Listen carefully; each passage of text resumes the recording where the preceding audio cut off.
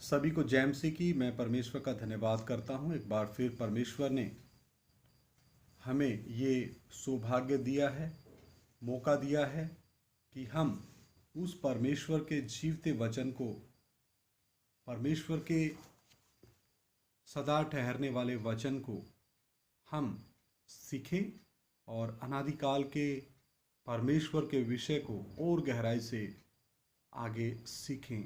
आइए सर झुकाएं, प्रार्थना करें।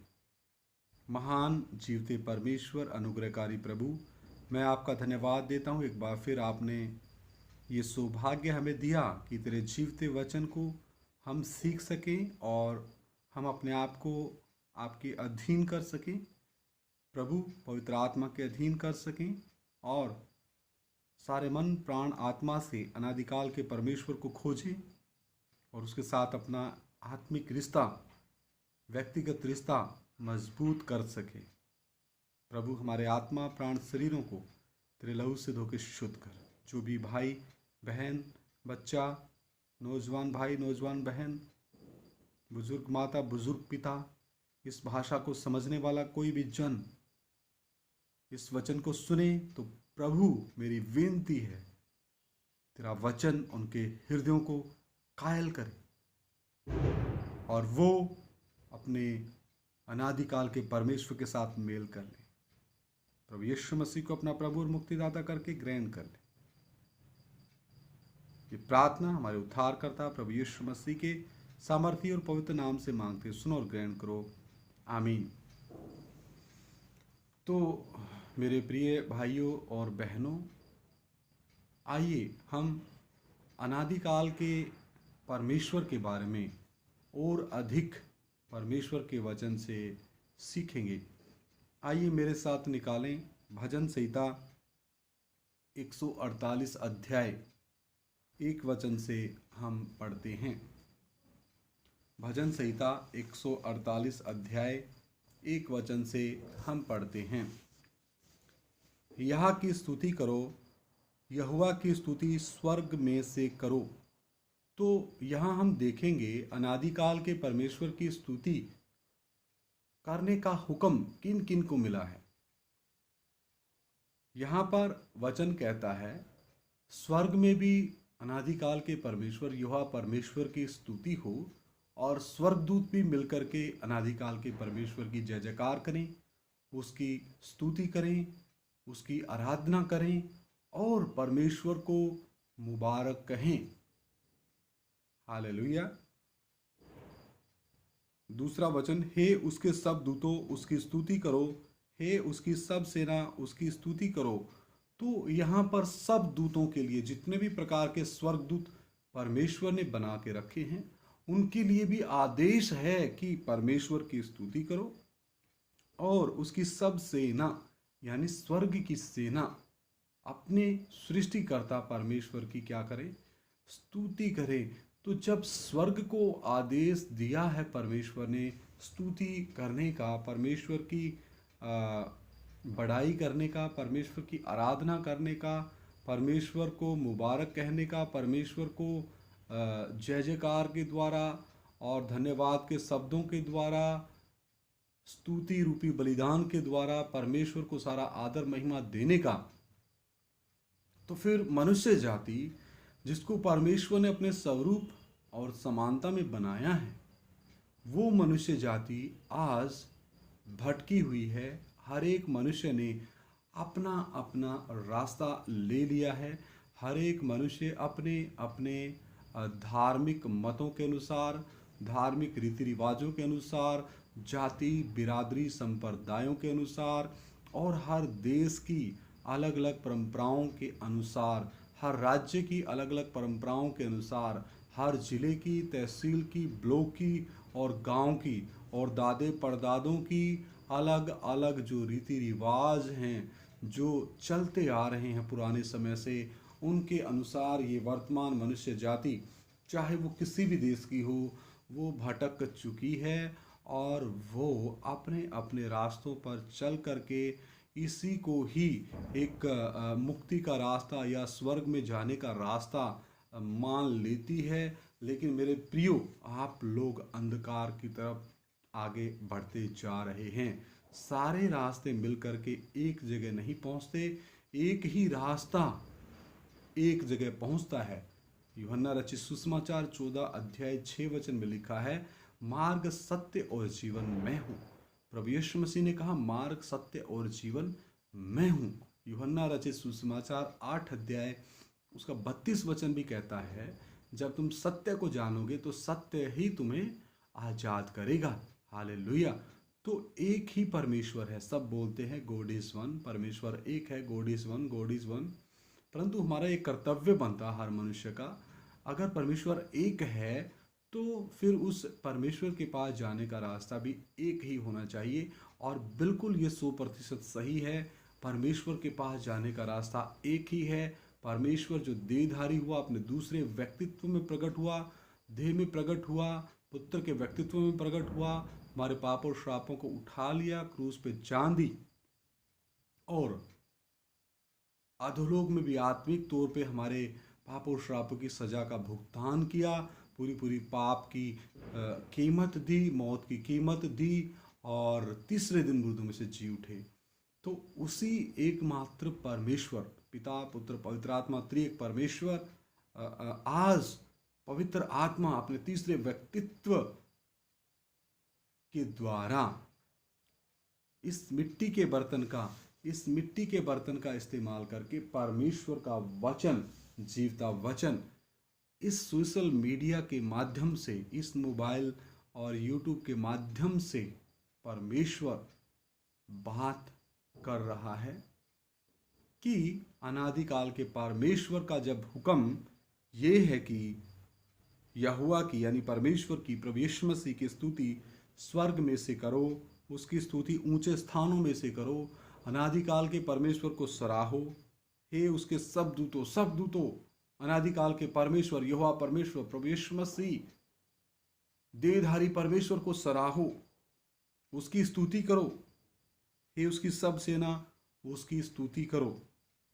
तो फिर मनुष्य जाति को भी प्रभु यीशु मसीह को अपना प्रभु और मुक्तिदाता मान करके उसकी स्तुति और आराधना करनी ही पड़ेगी। जीते जी करने में बहुत फायदा है, क्योंकि जीते जी यदि मनुष्य जाति प्रभु यीशु मसीह को अपना प्रभु और मुक्तिदाता करके ग्रहण करती है तो उनको अनंत जीवन मिलता है। कैसे? जब हम यूहन्ना 3:16 के अनुसार विश्वास में आते हैं कि परमेश्वर ने जगत से ऐसा प्रेम किया कि अपना इकलौता पुत्र जगत के लिए दे दिया, ताकि जो कोई उसके ऊपर ईमान लाए वो नाश ना हो बल्कि हमेशा का जीवन पाए।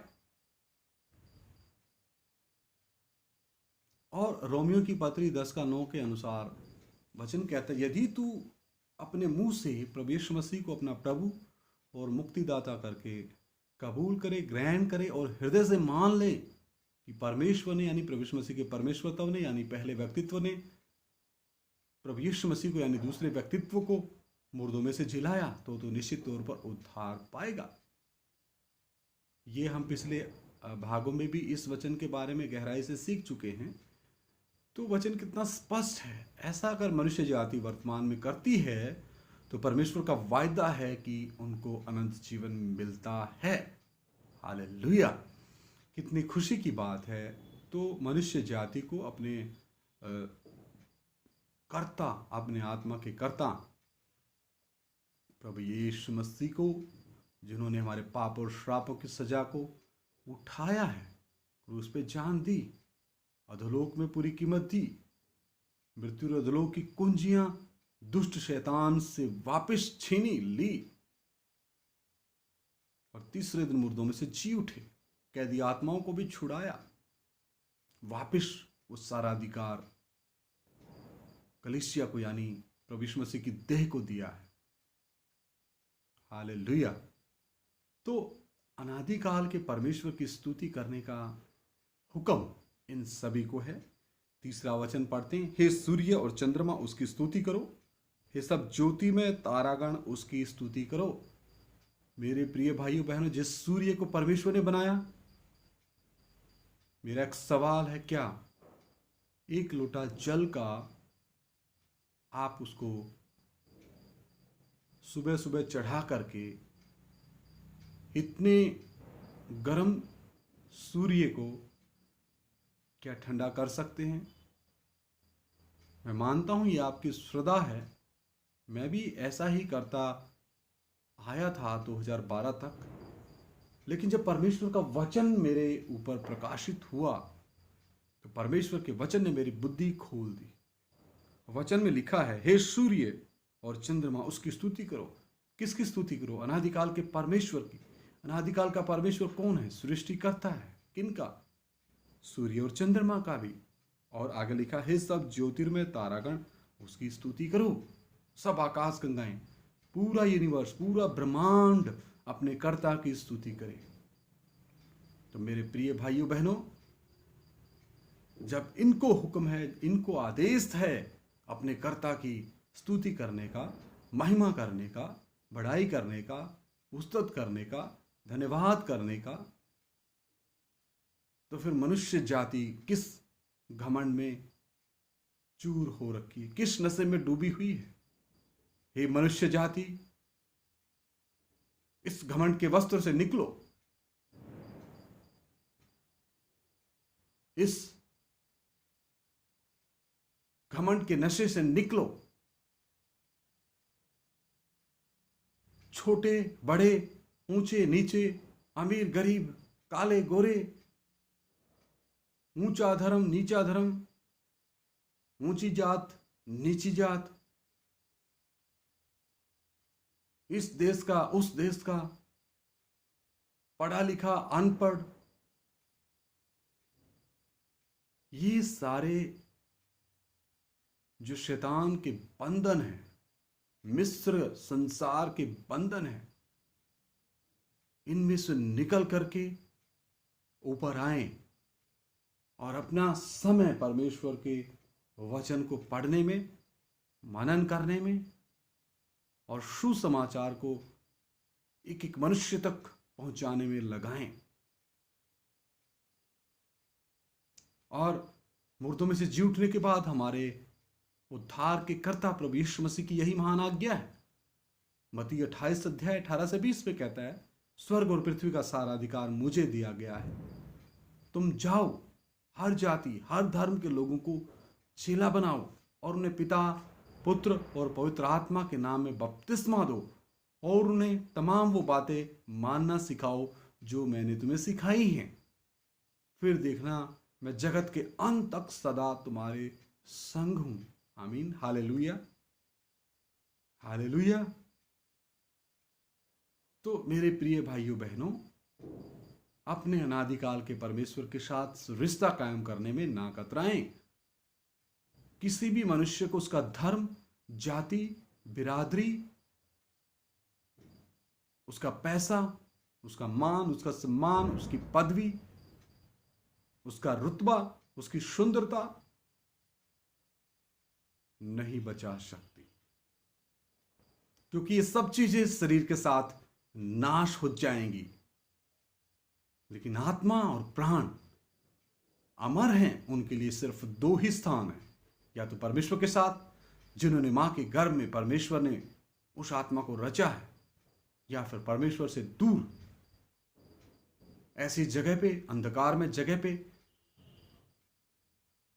जो उन लोगों के लिए होगी जो अपने कर्ता, आत्माओं के पिता प्रभु यीशु मसीह क्रूस पर लटके मसीहा को अपना प्रभु और मुक्तिदाता ग्रहण नहीं करेगा। बड़े दुख के साथ ये बोलना पड़ता, वो जगह बहुत ही खतरनाक है। वचन ऐसा कहता है, वचन कहता है उसका कीड़ा नहीं मरता, उसकी आग कभी नहीं बुझती। हालेलुया। तो परमेश्वर से डरो, पाप से तौबा करो, मन फिराओ और प्रभु यीशु मसीह के ऊपर ईमान लाओ। अपने अनादिकाल के परमेश्वर को अपना प्रभु, मुक्तिदाता और उद्धारकर्ता करके ग्रहण करो। इसमें शर्माओ मत। परमेश्वर ने कोई धर्म नहीं बनाया। अगर परमेश्वर धर्म के प्रति इतना कट्टर होता तो माथे पे लिख करके परमेश्वर भेजता, परमेश्वर भुलक्कड़ नहीं है। परमेश्वर माथे पे लिखता, ये मुस्लिम होगा, ये हिंदू होगा, ये सिख होगा, ये ईसाई होगा, ये जैन होगा, ये बुद्धिस्ट होगा, इसका गोत्र ये होगा, इसका इसका सरनेम ये होगा, इसका घराना ये होगा, इसका देश ये होगा। तो ऐसा कुछ भी नहीं है। परमेश्वर ने आदम और हव्वा को बनाया। परमेश्वर ने कोई भी भेदभाव नहीं किया। परमेश्वर ने मनुष्य को अपने साथ संगति करने के लिए, आत्मिक संगति करने के लिए बनाया है। लेकिन जब से आदम और हव्वा ने अनाज्ञाकारिता का पाप किया, उनको अदन की वाटिका से निकाल दिया गया, उसके पश्चात पाप मनुष्य के जीवन में राज्य करता आ रहा है। मौत मनुष्य के जीवन में राज्य करती आ रही है। लेकिन वचन कहता है, एक वचन पढ़ के मैं प्रार्थना करूंगा। यूहन्ना रचित सुसमाचार, यूहन्ना रचित सुसमाचार, यूहन्ना रचित सुसमाचार,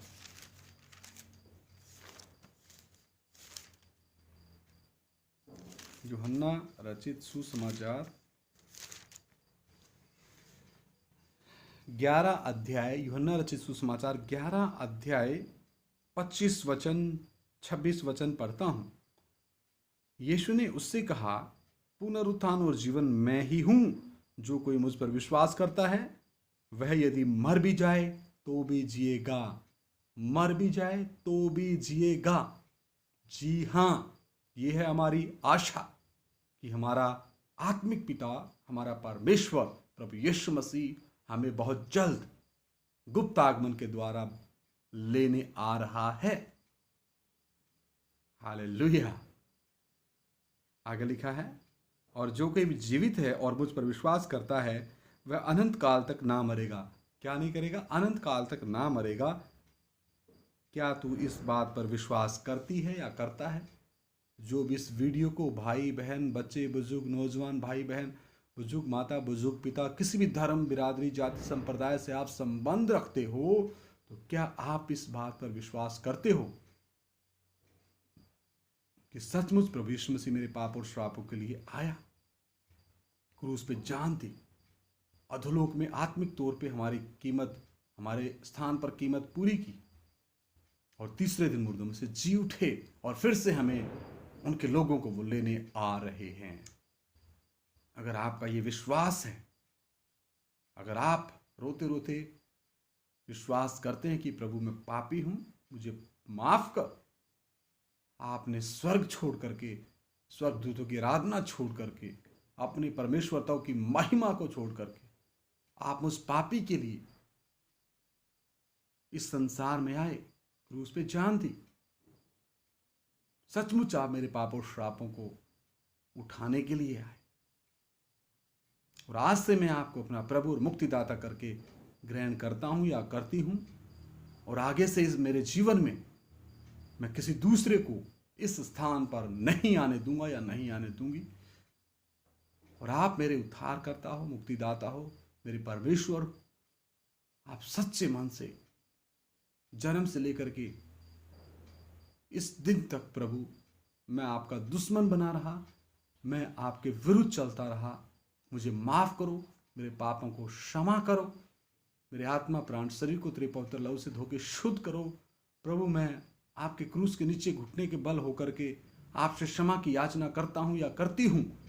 इस रीति से सही पश्चाताप के साथ यदि कोई भी भाई या बहन मन फिराते हैं, तौबा करते हैं, तो परमेश्वर का वचन कहता है, यदि तुम्हारे पाप, यशायाह नबी में लिखा, यदि तुम्हारे पाप चाहे लाल रंग के भी हो तो मैं उनको हिम के समान श्वेत कर दूंगा। हालेलुया। मेरे प्रिय भाइयों बहनों, अपना रिश्ता अपने अनादिकाल के परमेश्वर के साथ बनाएं, अनंत जीवन प्राप्त करें, प्रभु यीशु मसीह के नजदीक आएं। वो आपको उद्धार देने के लिए हमेशा तैयार है। आइए सर झुकाएं, प्रार्थना करें। प्यारे प्रभु, तेरा धन्यवाद करते हैं, थोड़ी देर तेरा जीवता वचन सीखा प्रभु। जो भी भाई बहन, बच्चे बुजुर्ग, नौजवान, बुजुर्ग माता, बुजुर्ग पिता इस वचन को सुने, जो भी इस भाषा को समझते हैं प्रभु, उनकी ज्ञान बुद्धि समझ प्रभु यीशु मसीह के नाम में खुल जाए। हो प्रभु, एक एक हृदयों को तेरा वचन कायल करे, और पवित्र आत्मा एक एक को उनके विवेक में आप कायल करें, ताकि वो अपना रिश्ता परमेश्वर के साथ कायम करने के लिए अपने आप को परमेश्वर के सम्मुख सौंप दे, और सही पश्चाताप और सही मन फिरा करके तौबा करके प्रभु यीशु मसीह को अपना प्रभु और मुक्तिदाता करके ग्रहण करें। प्रभु ऐसा ही होने दे। सारा आदर महिमा जलाल तेरे नाम को देते हुए प्रार्थना हमारे उद्धार के कर्ता प्रभु यीशु मसीह के सामर्थी और पवित्र नाम से मैं मांग लेता हूँ, सुनो और ग्रहण करो, आमीन। सभी को जय मसीह की।